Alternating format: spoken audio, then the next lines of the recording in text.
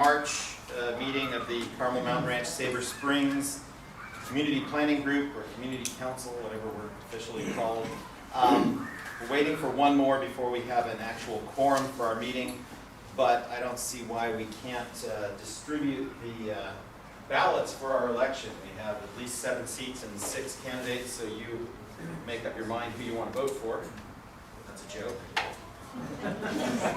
This is to use for roads, parking spaces, and driveways, and how much they agree to guarantee will be landscaped. Remember that they plan to place their buildings right up against their side of the 50-foot buffer. Northern West said only 15 feet of landscaping in the buffer zone was guaranteed. That was at this meeting a month ago. But that is just their current proposal, which is far from final. A little bit of history. New Urban West submitted their preliminary plans on November 14th of last year, and the city released their review comments on December 20th. One of the issues raised by the city was that the plans showed circulation elements, which are roads, driveways, and parking in the buffer zones. The reviewer noted that it seems inconsistent with the intent of buffering and screening and should be limited, and asked for more details and a guideline limiting such intrusions to 8 feet. New Urban West responded to the comments on January 30th with circulation elements such as driveways and parking lots would be limited to cover no more than 50% of the buffer zone. They referred the reviewer to their revised design guidelines and added, "We prefer this to a hard number." That 50% maximum encroachment, it's even worse than it sounds, because their design guideline rule 15 says this: circulation elements such as drive aisles, which are roads, driveways, parking areas, paths, and trails may encroach into the buffer area for a maximum of 50% of the gross buffer lot area of each unit or whole. So they're comparing the 50% against all the possible square areas of all the buffers that surround each hole. This means that where they want to bring the buildings right up against the edge of the buffer and still have a driveway or parking spaces behind it, they can do that as long as they leave an equal area of buffer zone landscaped somewhere else on that hole. This allows New Urban West to leave as little as 15 feet of landscaping in some places, and that could leave the homeowners next to these buildings with parking spaces or roads only 15 feet from their property line. No amount of trees and shrubs will block the noise, exhaust, and nighttime headlights. It seems that New Urban West has started using the design guidelines document for carefully worded rules which work in their favor, instead of making the design obvious by putting it in the actual landscape and engineering plans.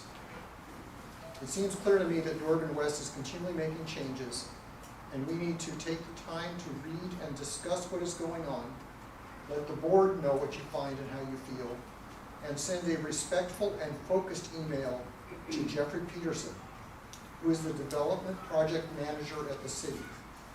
His email is jepeterson@sandiego.gov. And I believe that we should remain respectful and focused to Mr. Peterson, because I think he's trying to make everybody happy as much as possible. We have no reason to believe that he's not on our side also. Thank you. S-O-N, J.A. Peterson @sandiego.gov. Did you send me a copy of that, which you just read already, or I can? But I'll email it. Thank you. We'll include it in the minutes and package it up with everything else that we send the city. Larry. Yeah. Larry Goodman with CMR United, and a couple things. If you're not already signed up for the CMR United newsletter, I urge you to go to carmelmountainranch.org. That's very critical. Since the recent release of photos of the buildings and everything on the course, a lot more stuff is now coming on. We can sense that there's kind of a uptick in the resurgence of the community. We can tell by hundreds of signs all over the place. and there are going to be more, but it's very important that you sign up at carmelmountainranch.org so we can do email blasts to all of our database and keep you informed. We also have a newsletter that goes out once a month. It goes on Nextdoor and our website as well. So those two things, we want to keep everybody in the loop of what's going on. And we're getting to the point where things are starting to heat up, and that's why you're seeing more of the signs. If you don't have a sign, show that you support this fight against New Urban West by getting a sign. Talk to your neighbors if they don't have signs. We'll be selling signs with 100% of the proceeds going to what we're trying to do to stop this, and we'll have them available at the monthly meetings, this one, and of course, we'll have them available at the golf committee. Now, it's imperative that you tell your neighbors about next week's meeting, because the city is holding a meeting here on the environmental issues, and we posted some stuff on Nextdoor about that. If you have any questions, you can talk to myself or Troy, Rich, and that should be a very interesting meeting. The city is holding this meeting, not any of these guys. So next Wednesday, it actually starts at 6, goes to possibly 8 o'clock. The building closes at 8. So. Yeah. So I guess that's it. Great question. Yeah. Is there one guy coming, that guy that's been here before from the planning? No, to be 100% honest with you, I don't know exactly who's running that meeting. They have not coordinated that with us at all. So it's a mystery, unless it's on that notice that went out as to who's running it. It's the city planning department running the meeting, and it's regarding the requirement that they prepare an environmental impact report for this particular project. So they'll be talking about that, and exactly what they'll say, what they'll be saying, I don't know. It's a public meeting, so I assume they have to allow public comment the way we do.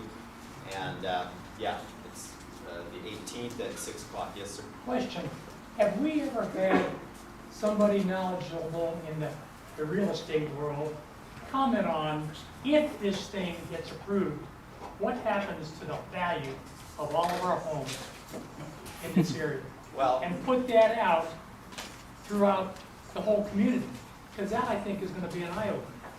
well, I happen to be extremely knowledgeable in the real estate world, having been a full-time realtor for the last 16 years, and I can tell you that, I mean, the actual impact of home values regarding the project is, I mean, it's during the construction phase certainly going to be negative, but then the real estate market fluctuates also.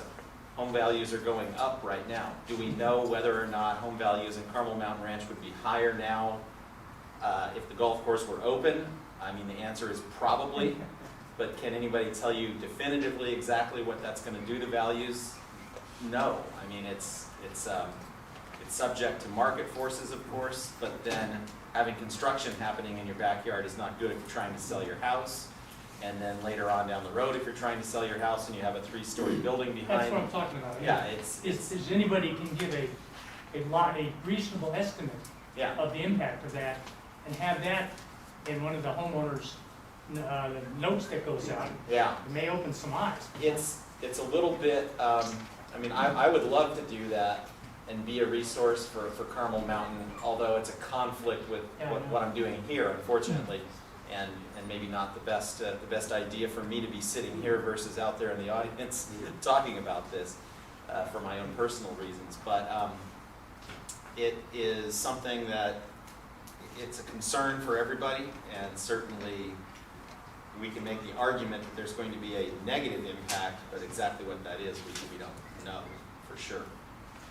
And of course, if the real estate market were to change significantly enough, you never know. If the market takes a dive, or funding dries up or whatever, the whole thing could go away, in a heartbeat, potentially.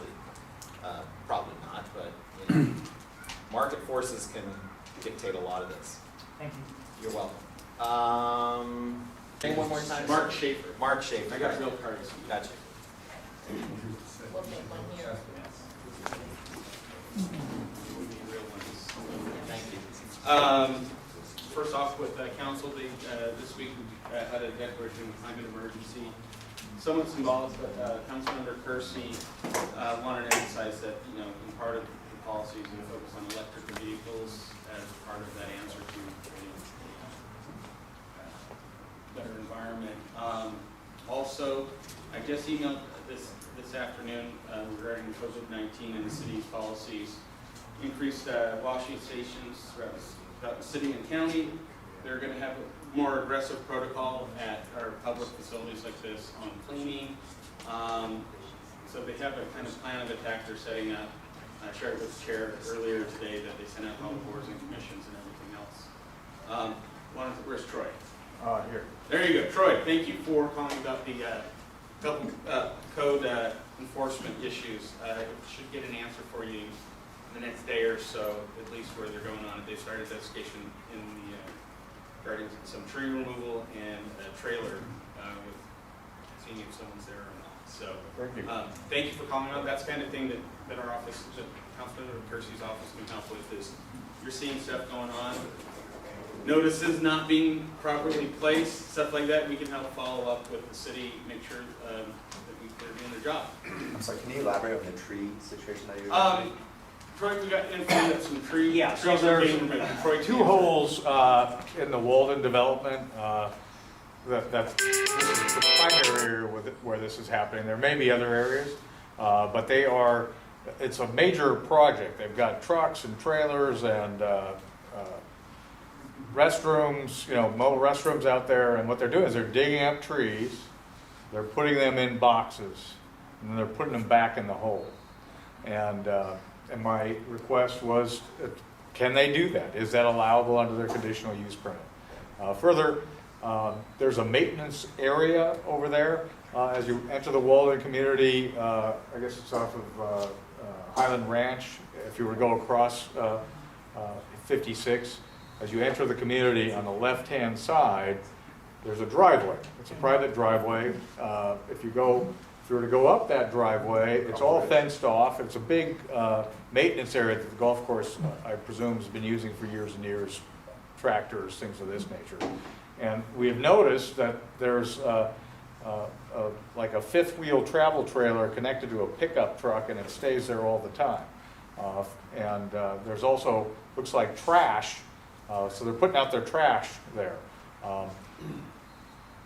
And I may be accurate in saying, and I'll just say that at this point, it appears that lot has been separated from the sale of the property, and we're looking further into that, but there's all these different parcels, and that one seems to be pulled out, which was not what we were told initially. We were told that the whole thing would be sold, so we're trying to determine what's going on with that. I want to thank you for being. So as you all are living in this neighborhood and there's stuff that you think the city might be needing to do something, call our office, call me, I'll follow up, that's my can to get someone to answer, because a lot of times you don't get answers. Yes? On hole 1 at the bottom on Windcrest, which won't mean anything to you, but the fencing is open, and so people are just walking up and pouring up and down hole 1. Hole 1, I can get that, okay. I'll check with who I need to find out on that. Any other, yeah, Scott, I saw your hand first. So one of the issues that we have with this community is the parking right over there being labeled as a transit priority area, Yes. along with the one in Rancho Bernardo, which, both of which are more of bus stops, not really transit. And I understand that there was potential for getting those redesignated. We had this conversation months and months ago, it was brought up. Can we get any kind of an update, or what would the process be to get those designated as just parking rights versus a transit priority area? Because this one has 2 buses, 2 that go downtown and 1 that goes to the Poway Walmart.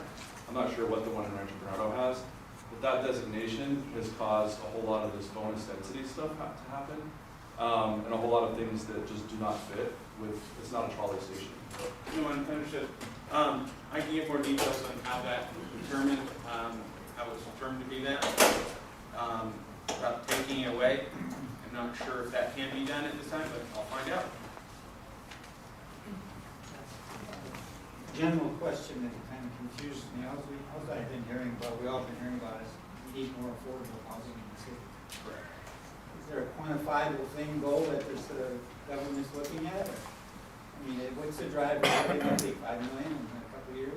They are developing where each area is supposed to provide their fair share of what is affordable. It is not like once you hit X number, but as long as there's a quantifiable shortage of housing and lack of housing that is affordable to a. Well, I don't even care about the term affordable, they're all pretty expensive. How many people do they want in the city, I guess? It's not about We're want. gonna find out. Projection, Sandak has population projections, sandak.org. And there's projection, not of how many we want, how many are coming. Because there's some natural increase, there's some economic increase, population will increase. And these folks at Sandak will do those projections. So we can't control the locally the government? Or Well, I think what you want to, just that you control it by saying we're not going to build anymore, and then housing will be exponentially more expensive. If you say no, I mean, I don't think that's what we want to say is don't come to San Diego. Yeah, We have universities here. I know, but I'm just saying, you have universities here, people are coming here from outside, coming to study here and want to stay here, raise a family. You're asking the $1 million question, and something that I don't think a city would necessarily say is, we're going to just say no one's coming here. I mean, they are. well, I'm not saying that, no one's going there, you can't control something? People are leaving. We're a free country. We're a free country. We're not like others where we can control where people move. But you're trying to control prices. Hmm? But you're trying to. No, control no, I prices. understand there's people, but I'm just saying he was asking simply demographic question about people coming here. And that's the truth, is we can't prevent people from coming to San Diego. Right, but what you guys are doing, and I know this is your Not me, fault, not you, Mark. but what politicians are doing, Right. right, is they're taking the fact that people are coming from outside of our city, right, and jacking up our prices, and then they're going to lower our quality of life, increase our traffic, increase our crime, and put that onus on us. Because of why? Because somebody wants to move here? There's no God-given right to live in San Diego, just like I don't get to go live in Lower Manhattan because I can't afford a $10 million I understand lot. that. I understand that. So that's where people have the issue, right? And so these are the kinds of answers. I mean, thank you very much, Mr. Mainshine's representative, for talking about all the little shit he's doing, but nobody cares about that. They care about what does he think about this. And we know that he thinks the same way as all these other Democrat politicians think. Right? So the point is Mark, I don't know. I know. I will say this, that in the bigger picture of things, and I know you get frustrated with sometimes how the city council, Councilmember Kersey responds to things, but in all honesty, he's putting all of this in consideration should he have to go down. I mean, it is, some of your arguments will be valid when they come before it, some aren't. I mean, it's a process. Appreciate everyone's. Don't get discouraged through this whole process. And I understand that, but I think his question is this, right? Yeah. They want to increase by 1,200 homes, right? And then, there's some idea here that there's going to be a bunch of property that's not built on, right? And again, one of our big concerns is, okay, let's say this all goes through, 1,200 homes get built, and all of a sudden 3 years later, oh, guess what? Heck of a lot more people want to come to San Diego. Of course they do. It's gorgeous, right? And now, those 8 holes that weren't built on, there's another 1,200 homes, right? That's our concern. Is, you give an inch, you take a mile, all right? And that's why we're fighting this so hard, not just for today, but also for tomorrow. And that's a smart thing to do, stay active in the process. So I appreciate, Councilmember Kersey appreciates also. Yes, sir, I know you're. Okay, Mark, you asked, so I had a question I'm trying to get an answer on. The golf course clubhouse has 2 office trailers. They're located at the far west end of the parking lot, and they're covered with landscape, shielded more like. And my question is, does the current CUP allow that to happen in the parking lot? Because there are offices there. Can you send me an email on that specific, so I can start a similar Sure. code enforcement inquiry. Okay. And I That's a can do church. That is a church operation. And actually, if you go on Google, you'll see it on Google Maps. It's But is it New the Hope- CUP? New Hope Christian The Church. question is, will CUP allow that to I don't happen? think so. It's just whether there's agreement, their continuation agreement allows for it, but no, the original CUP, I'm sure, That's not allowed. That's what I can follow. nor does the zone. If it's not allowed, we need full flood. I will ask code enforcement.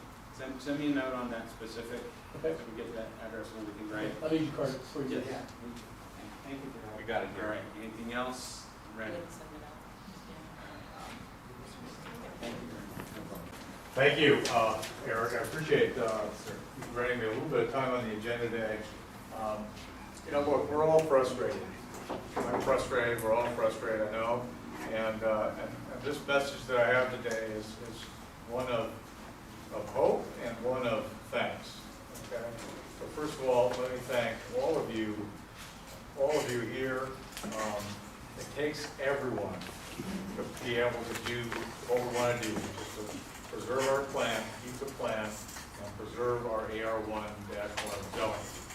Thus far, I know it's frustrating, we've largely been steamrolled by the big billion-dollar developer, right? They come in, the city approves the initiation, and they roll out this absolutely terrible plan.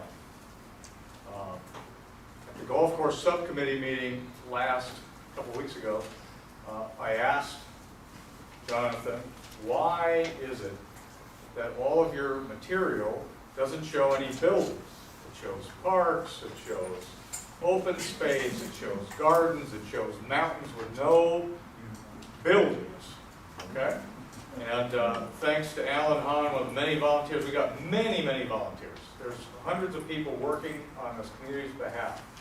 And as the leader of Carmel Mountain Ranch United, I want to let you know that we're not going to give up. We're never giving up.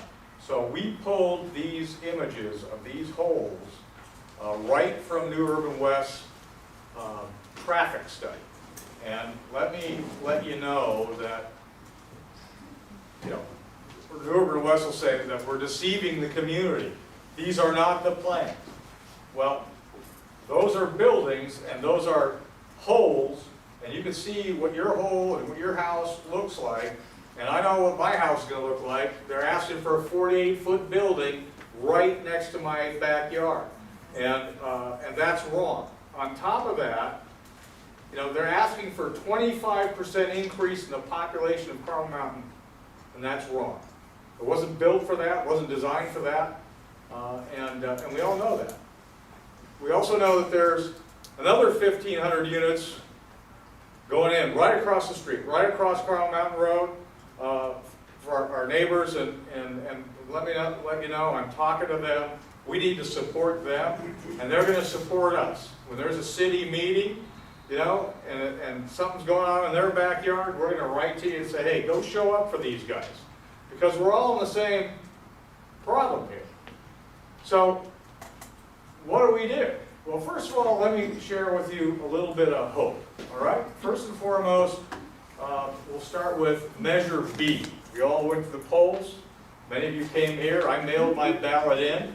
Measure B failed. What was Measure B? That was Newland Sierra's project for 2,000 homes up on Highway 15 at Deer Springs Road. It was soundly rejected, okay? So when people vote on things, the developers lose. And why do they lose?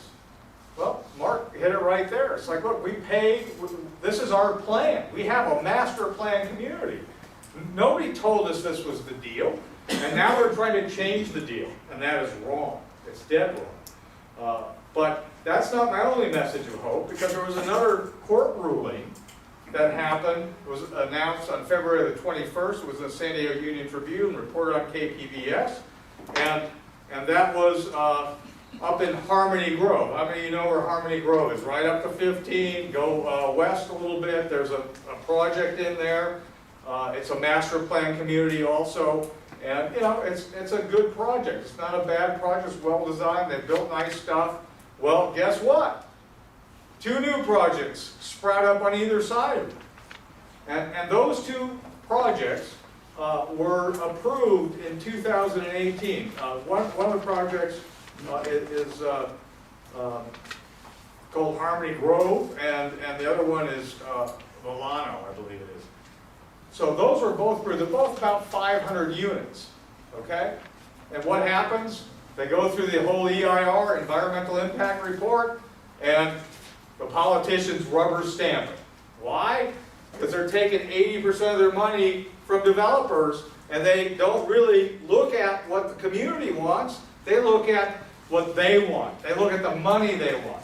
So that group, there was Elfin Town Council got together, and some environmental groups got together, and this court case by Judge Catherine Bacall ruled that the 2 projects will not go forward because of improper environmental impact reporting. And who pays for all these reports? The developer pays for the reports. So what do the reports say? Well, there's no fire problem, there's no water problem, there's no greenhouse gas problem. That's what they say. And then the politicians who are taking money from the developers say, approved. Okay? So why is that all important? Well, we need to pay very close attention to the environmental impact report. This meeting, that starts in Carmel Mountain Ranch next Wednesday, right here at 6 o'clock. I have copies of those pictures and images. I've got 20 copies. Take them with you. Go show them to your neighbors. Come back here. Bring your neighbors. It's important that we show strength. We are Carmel Mountain United. We're together trying to prevent what's happening here. So come to these meetings. Now, when we've put those images on our website.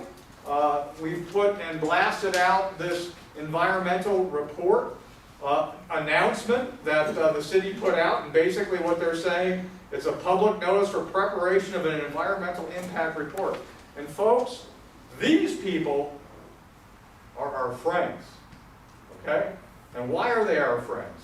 Well, because they're trying to protect the quality of life. And before I get into the quality of life and the departments that are going to be looking at this project and all of these issues, let me point out something else that's in this environmental impact report. Is Jonathan Frankel here? Anybody from New Urban West here? They've been telling us something that isn't consistent with what's in the environmental impact report. By a round of applause, tell me who's surprised by that. Not consistent.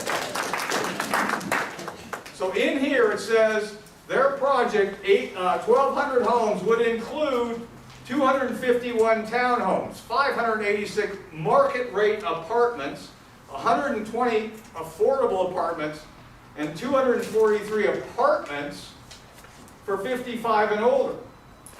Did you hear all those apartments in there? That's 80% that are apartments.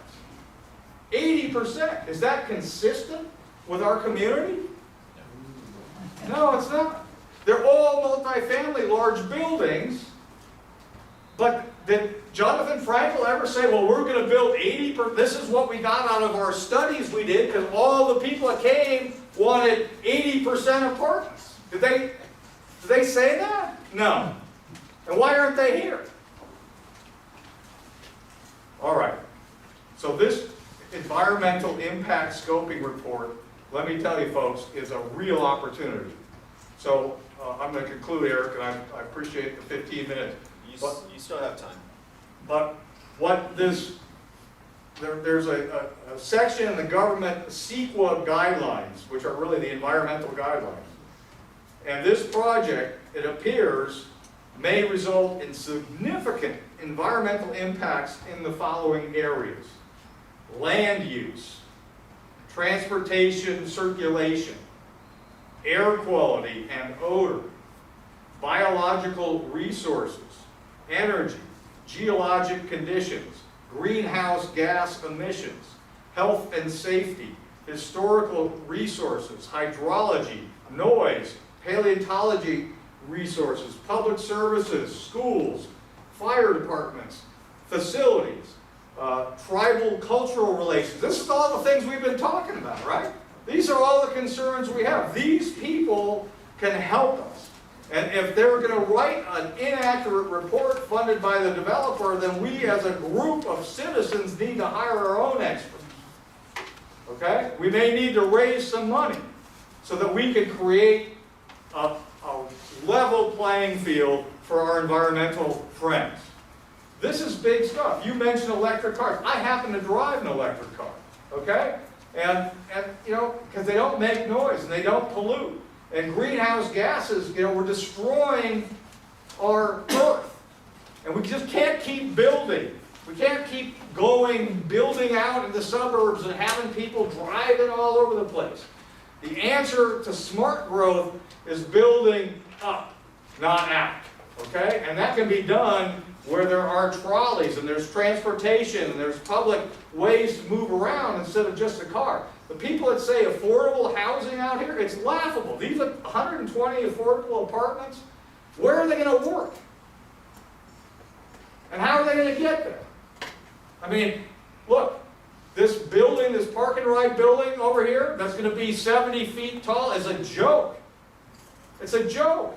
That's 64, I believe, 64 parking spaces for 50 units. Half of those units are 2-bedroom. So where are these people going to park? Where are they going to work? They're all going to want to work? You know, we're at record unemployment. I mean, there are no jobs. The people are going to have to get in their cars and drive, and then there's no place to park. This is a problem. But the environmental people will listen to us. Visual effect, this is a really important one. And neighborhood character. Visual effect and neighborhood character. This is 80% of this is rental. And we don't have any objection against rental. Our community already has rental. It already has affordable rentals. It's 25% apartments right now. There's another 10% affordable. There's modular homes. Our community has planned all this in. We need to save the plan. That's what we need. And again, I am just, you know, so pleased these people care about water quality. And the final one on this list is wildfire. You know, I spent a lot of time talking about the 3 holes that are actually in the highest fire risk in the whole city, right? I mean, it's the highest fire risk that there is. We've had 2 fires here. This is not safe. This is wrong, and I implore you, and I thank you. You know, you guys are making a difference, and we're going to keep working on it. We need to be reaching out and working on all these things, and for that I thank you very much. Since I'm Rick Logan, I live up on Eastbourne. Okay. And I think that's hole 17 is in my backyard. And since these pictures have been distributed, my jaw hit the ground. My backyard is going to have something right in my face. That whole Eastbourne Road area that has a cul-de-sac, now the cul-de-sac's going to be split open. And there's more families with little kids that now get to play in the streets with each other, and that gets destroyed because someone wants to make some money. I'll pass these around if you'd like to take some copies. And then I just have a copy of this judge's ruling if anybody's interested in Reading it. Yeah, have you sent a copy of that ruling around? We posted that, I think, on our website, but we can certainly blast it out on email again. I think I downloaded it It doesn't February really 22nd. print very well. It's better done electronically because it prints out to be 16 pages if you print it out, you know. Okay, One-page article, 16 pages of paper. I like trees. I understand. Me too. Me too. Yes, Kurt.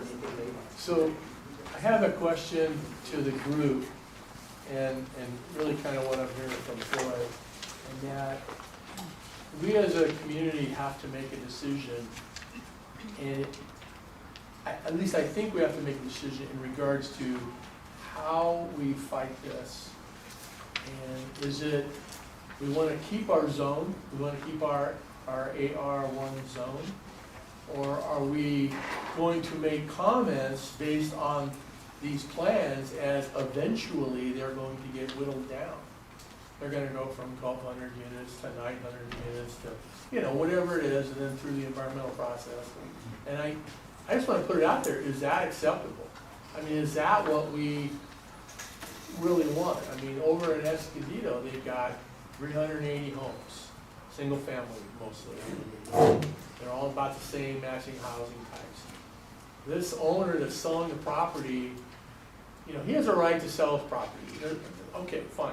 But, you know, to what extent is it gonna affect the community and what he does with it?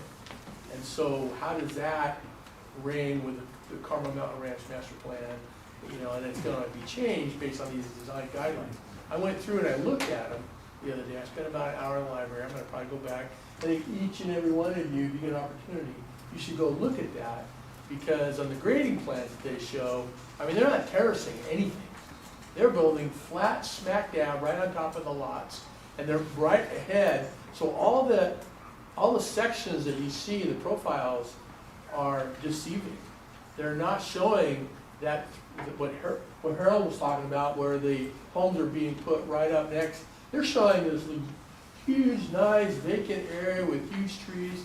That's not the case. That's not what's happening, especially in the bulk of the really highly developed areas. And then the other concern I have is that there's some holes that aren't being developed. And you know, that makes me wish I lived in one of those holes. But I also feel that those people are still going to be heavily affected by what's happening. Absolutely. Their life is going to be very miserable, just like ours, except they won't have a, you know, 70 or 48-foot 3-story tower in their backyard. Today, but they could in 10 years. And it's, You know? Potentially what Mark said, yeah. well, it's exactly this kind of attention to detail, Kurt, that we encouraged you to run, and why you're going to be on the board and helping us write our eventual objection to this whole thing. I mean, that's part of the process is you bringing these things to our attention. You know, I'm a facilitator, and run meetings and organize, and I'm good at that, but I'm not good at the kind of things that you are, and that Troy is, and Alan is, where you're really diving into the meat of this thing. And you know, I think we have some of the best and brightest minds in San Diego right here in this room. And you know, if there are 100 different levels on which we could object to this. I guess I'm just worried that if we just try to reject it outright, it may work against us. Well, of course, because if we reject, if we reject outright any development, the city's going to look at us and say, well, they're going to call us a NIMBY or whatever. I mean, that's part of it. But I don't care. But I think we have listened, right? I mean, I think to a certain extent, you know, that was my take on it. We'll get to you, Brian. It was like, okay, let's listen. Who knows what's going to happen? We all understand. Look, I understand that our politicians, no matter what side of the aisle they sit in California, there's a housing crisis, whatever. I get it. There's more people who want to come in and leave. I understand all that, right? So from the top down, they're trying to push this, and I understand that, right? But we have the right to fight back, right? But then also understanding that and going, okay, who the heck are we? I mean, these are politicians. Let's at least give our input, you know? And I'm going to be quite frank. I was one of those people like, okay, all right, it's probably going to happen eventually anyway. Let me just let's make the best of it. But you know what? We gave our input, Kurt. We did, right? Look what they did with it. You've been one of the biggest vocal opponents of, wait, we said all this stuff, and this is the crap you gave us. So I'm not afraid of us completely rejecting, because we have at every vote, right? At every vote, we said, nope, no thank you, no thank you, right? But yet I think we're still willing to listen to them and say, hey, this is what we really want, this is what we like, this is what we would hope for. And it's obvious that they haven't listened at all to us, in my opinion, right? So now it's time to bring it. And I think we fight it, and we fight it hard, and we continue to fight it hard, right? It doesn't mean that we can't also say, like, by the way, yeah, green or blue, yeah, we want blue, and they're still going to paint it green, right? We can still give our opinion, but still fight it with tooth and nail, I think. Thank you for using the word crap. Head on. So on the EIR process, I watched it go down across the freeway for the PQ golf course. I couldn't actually attend the live meeting that happened, but the same live meeting that they're gonna host here next week is really about explaining the process and start to collect some initial feedback. But then there's an open comment period where you get to submit the questions that you have about the project. Keep them factual, right? About, we're concerned about the environment, about the water runoff, sewer runoff, whatever it is. There's obviously a ton of concern over there about the fire risk. Obviously, there's a big concern about the fire risk here. People are having their homeowners insurance canceled. So these are the sorts of things that people are looking for, submit and put all these questions into the EIR process, and then they have to answer them all. So it goes through a whole team of people that have to answer, the soil quality, the air quality, all these different categories that Troy listed off. And then the report came out, the draft report just came out, I think it was last month or in January, so nearly 2 years after the meeting happened. And of course, the traffic studies that were done back then, they did account for Pacific Village, which is the units that are going in that are starting at 700,000, super affordable. And before the 300, I think it's 331 luxury apartment units that are going in place at the hotel. Don't know how that's happening on CV11, but somehow it got through with zero input from the community. It didn't even go before the planning board. So that whole 331 units on top of what's going on in Pacific Village, and then the 536 or whatever it is on the golf course, the whole dynamics have changed since that study was run. So of course now it's a draft, so people are submitting their feedback in. Send the email to whatever the email address is for that particular report. And so this process goes on. And obviously this is a way larger project with way more parcels, way more complexity. So the EIR is step one in fighting this project. Again, keep it factual. Home values doesn't really factor into it too much. So that's just what I wanted to share with the group. Thank you. Carol?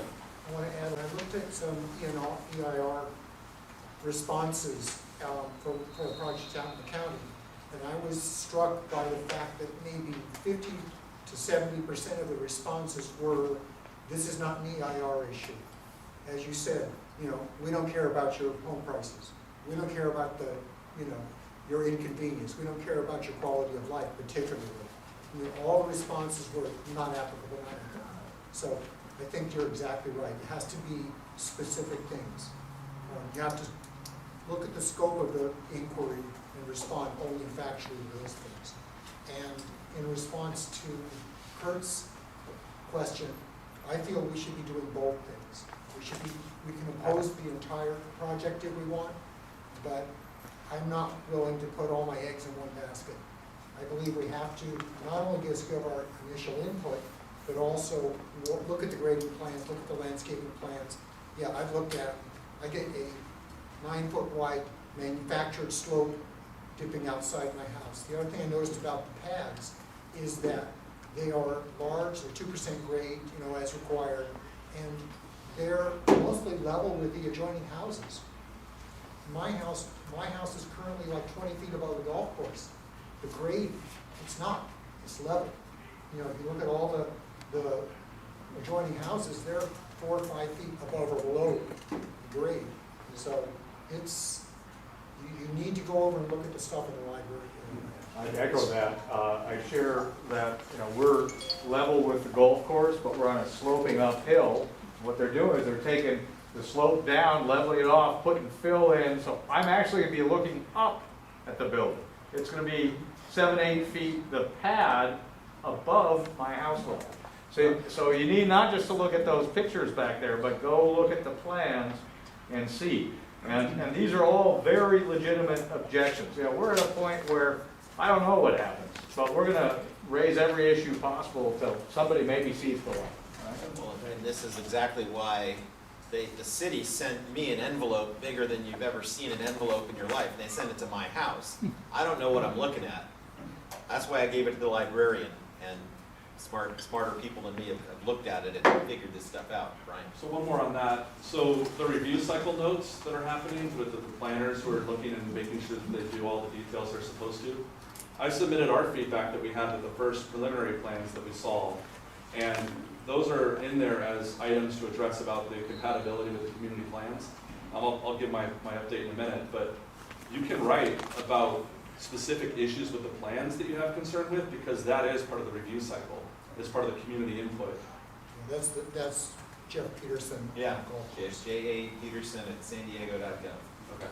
So that's the Xavier version of, is that the equivalent? Can I ask you guys a question? So is anybody like you guys that understand this stuff a little bit better, and like especially the types of questions that need to be asked at that, is there a list of questions or anything that you guys are putting together for next Wednesday so that we can make sure that those types of things, that this thing is just chock full of just good, relevant questions that have to be addressed? Can we do that? We I mean, we can't do that, but I mean, can maybe Carmel Mountain or not, you know? We're working on, there's you have 30 days that you can respond in writing to the EIR. So I'm not sure if we're gonna have an opportunity in the first public meeting, depending on how, because they're gonna explain what this process is. But it's 30 days, not as of the meeting, it's 30 days as of the notification. So we will intend to do, a lot of those. We'll look at each one of those areas, and, you may receive a request for a volunteer, if you want to help us, we'll blast that out and say, hey, we need people. Because those are a lot of departments, and we've got a lot of volunteers, but we need to split that stuff up. We definitely want to make an impact in a smart way, right? We've got to get away from, I don't like it and so forth. It's got to be logical and addressed that way, and then they'll take us seriously. So thank you, Mark. We'll Quantitative. do that. And quantitatively. Correct. Not, some of it odor or whatever it could be, but you can certainly take an issue that if you've got a car parking and shining its headlights into your home every night, that's an issue. And that will happen to all of these houses surrounding these massive developments. So there's nobody from New Urban West here? I knew they weren't on the agenda, but he said they would be sending somebody. For this kind of a discussion, I think it's almost better they're not here, because they respond and they give us sort of their... Bullshit. Thank you. Yes. February 25th, where we had a quorum and we talked about the first review cycle documents, which had been returned the previous week, like Friday or so. Thursday, Friday, they had been in the library, so a lot of you had had the chance to look at them. I think they're still there. They are. To look at them. They will be there forever. We had a discussion on where we're at. I have to say, I think the really important thing coming up, obviously, is next week's meeting, and put in factual comments. They give you a shopping list right here. Everything Troy said, transportation, circulation, you all have to print out. Follow that, because there are essentially two arguments here. One's the political argument, and that's keeping the zone. That's political, that's not environmental. That's going to be judged by the city council, the planning commission's not. We're just going to be going up to the city council. That's a political argument. What we are looking at is making the environmental arguments. And I think there's some really good arguments that can be made on traffic and circulation, particularly cumulatively. What are the impacts of this and that on I-15 and Ted Williams, SR 56, and Rancho Carmel Drive? 20 years ago, 21 years ago, sorry, we're in another decade. I was on a value analysis team with Caltrans. I was the community representative on the SR 56 Ted Williams interchange there. And my recollection is that sometime in the near future, 20 years ago, they said a flyover would be built for the Ted Williams SR 56 to northbound 15. So where they're planning to squeeze that, or if it's still in the transportation plan, I don't know. But obviously, if any of you work over there and try to come back over here in the evening, and if these homes are built and these people work over there and try to come back here in the evening, the backup's gonna be even longer than it is now. That's an argument to make. One other thing I wanna mention is, just from my long background here, is one of the reasons the developer pays for the reports is way back in 1988. There was an outfit run by the current president's China advisor, Mr. Navarro, used to live here, and wanted development to pay its own way. So that's why now the city doesn't pay for these studies, the developers pay for the studies. And that's why it doesn't come out of the city's taxpayers' pocket. But I could go into more detail on that, but I can leave that alone right now. Our next meeting is scheduled for, I just turned the page, March 24th? March 24th. And either Eric or I will be chairing it. I was scheduled to be out in the desert at that time visiting relatives. The latest update is that New Point submitted their third round of plans on Friday to the city, which included their response to the second review cycle notes. They'll be sent to Eric's house eventually. We sent a note to Xavier, I think it was yesterday, asking if there was anything. I sent a note to Tyler. Tyler's pretty much doing the communications, so Scott and Tyler, his nephew from New Point. Asking if he had any updates to provide. He said, we're going to submit the plan soon. Then he just wrote back and said, hey, we submitted the plans. We want to have a subcommittee meeting in the next couple of weeks. So latter part of March, haven't scheduled it yet. We need to get a venue and get all the notice and fun stuff going. And I want to drive attendance to that one. So that's not just like a plan review, what are we doing? They're going to present and let's tell them what we think. What he told me is that it is still 50 units. I'm like, is there any change to the number of units, floors, parking, anything like that? Anything significant change from the last version? And the answer was, no, not really. They've addressed the comments, which I'll go over some of the comments that are fun. One of which I like is, make the building less fortress-like. That's from the city. So if you actually look at the north and east elevations, it's like windows like this. It's a prison. It's 70-foot tall prison is what this thing looks like. So they've said the bulk height, how does it fit with the community? How does it blend with the thing next door? So some of these comments that we had raised are in there for them to feedback. I think their comment was, we've met with the subcommittee and received their feedback, which, they can check a box. But now we're going to hopefully we can bring the video camera. And that'll really, provide some additional evidence to what's going on from the community feedback, which has been, you can pick the color and the, what did we pick? The style and the color, something silly like that. We didn't have that on video. Yeah, so that's the update. Now, we do have the plans. I didn't print the second cycle notes, so sorry about that. But we went through the notes the other day, and some of the things that could be challenges. Now I gotta find it. I was up here a second ago. There it is. So some of the issues that they needed to correct, they're supposed to have interior open space, or some level of open space that were short, like 100 square feet, which is like basically a common area of like a patio. The height of the overall building, with including the roof, which is like the piece to cover the air conditionings, is 72.5 feet. If you include the stairs, it's 76.5 feet, the stair tower, but the stair tower doesn't count toward the overall building height. That's still higher than the 70 feet that they're asking for. There's nothing in the plans about the grading plan and storm drain hookups. It's not really clear where all the support columns go. They're proposing 35 market rate units and 15 affordable. The plan, the current community plan allows 13 units affordable, and so they would have to pay a total park and loop fee of $540,000, which one of the reasons they wanted to keep the parking garage is it was about $700,000 to demo the thing. So I thought that's interesting. There's some conflict about what affordability really means. There is no real good water and sewer plan. This whole proposed project being this transit area overlay zone, which is why I bring up this TPA, because this TPA is causing all sorts of problems.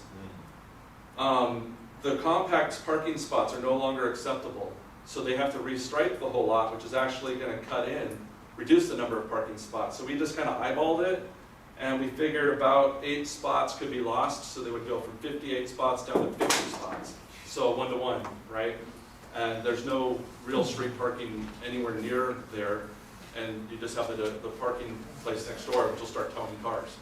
So the parking situation is impossible. So that's where the project stands. We'll see what we get for the third round, and then we'll do, like I didn't know we could put them at the library, so that was great. So we'll get them there, and then everybody can check them out and look at them. The third round cycle review notes for people to look at as well. Hopefully we get that very soon, because I'm not going to schedule a meeting until I see them. What he wants to do is meet with us at the subcommittee, so we can talk about it for a couple of hours, and then come in and present in April at the regular community planning meeting. And I would assume that at that point he might be asking us to make a vote. I don't know, but How many cycles are they required to go through? until they resolve all the issues. And there's still, these were some of the major outstanding issues that thank you, John, that we had gone through and knocked out, that we identified as called out, and then we looked at the plans, we're like, where is this? What do they mean by that? Is it significant? These were the significant ones. But they claim that they've overcome them. They probably like staggered the windows because they're on the stair side, where it doesn't really matter, it's just to add light on the eastern stairs. But how they're going to overcome some of these other issues and how they're going to deal with the parking situation. Right now, because it's in a TPA, technically you need 0 parking spots, which is absolutely ridiculous, to the point of, where do you work? Nobody's going to walk to a bus station. I mean, a handful of people might walk to the bus station. And in their planning commission presentation, they showed like where the post office is and that whole industrial park, the Rancho Bernardo Industrial Park. That's great. There's no bus station there. You're in a car. And if you're in an affordable unit, you're probably not going to be able to pay for Uber. Because a round trip to the airport for me is $70 to go to the airport for a day trip versus $32 if I self-park and $40 if I valet. Cheaper to drive, right? So that whole argument is totally bogus. So I asked, how do we address kind of this affordability thing? Now I'm on my soapbox. So take a moment. There's 3 fundamental issues that we have here. One is this TPA zone is not applicable to this one or the Rancho Bernardo. That's adding a ton more bonus density that's not really, it's just not factual. It's not a trolley stop, there's not buses every 5 minutes, constant. This is not BART or subway or anything like that. It's not real mass transit. So that's problem number 1. Problem number 2 is the conflict between the zoning and the land use designation. And this is a problem all over San Diego. The reason why Escondido, which is not San Diego, but the PQ golf course, those 2 units, those are being built is because the underlying zoning that was applied back in the 60s when this was all ranch land was RS 114 and it was just blanketed everywhere. And then they changed the land use designation in 1967 on that golf course to be recreational open space. And the whole community was built around that and everything was all fine and dandy until everybody decided, let's cash out on this golf course. The underlying zoning is there because the conflict was never fixed. We come over to this parking garage. This parking garage was left RM12. That whole corner was supposed to be condos. But then they realized, we don't have enough shopping here. We need to add a little bit of a shopping center. And so when they recarved it, they carved it out to put the shopping center in there, put the condos in there, and they said, who's going to want to live right there next to the driveway? You guys need to build a parking right. So the city told the builder Lions to build a parking right there. So they did. But they never changed the zoning from RM12, even though they changed the land use designation to the parking right. And it became owned by the city. They deeded it to the city when it was all built. And so we have these fundamental problems of people not cleaning up the paperwork in the plans. According to even the 1989 resolution that passed to have that whole thing done, that should have been updated. And that's been just glossed over. Oh, that's not a non-issue.